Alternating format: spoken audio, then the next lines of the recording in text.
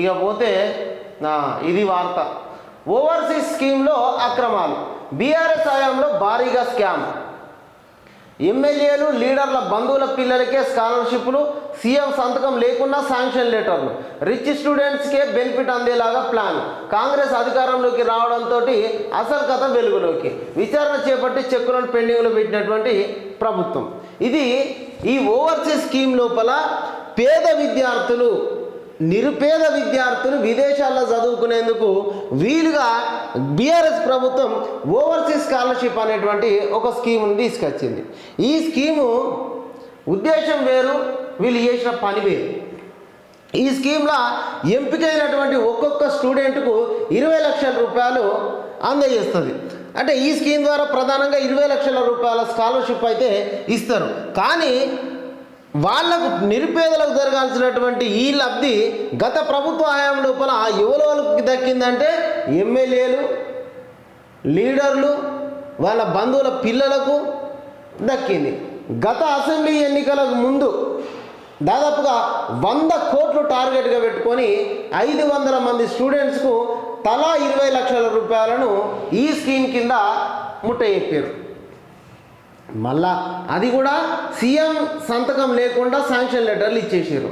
అంటే ఎంత అతి విశ్వాసం అంటే మళ్ళీ అధికారంలోకి వస్తాం, వచ్చిన తర్వాత సీఎం తోటి సంతకం పెట్టించుకుందాంలే అని చెప్పేసి అనుకున్నారేమో, లేదంటే ఎట్లా పోతుంది ప్రభుత్వం మొత్తం అందిన కాడికి మెక్కుదామని చెప్పేసి అనుకున్నారేమో.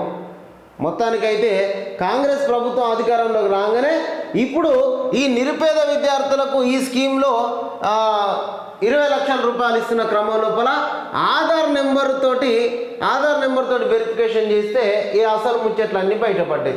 ఒక్కొక్కరు ఐటీ రిటర్న్స్ కడతా ఉన్నారు.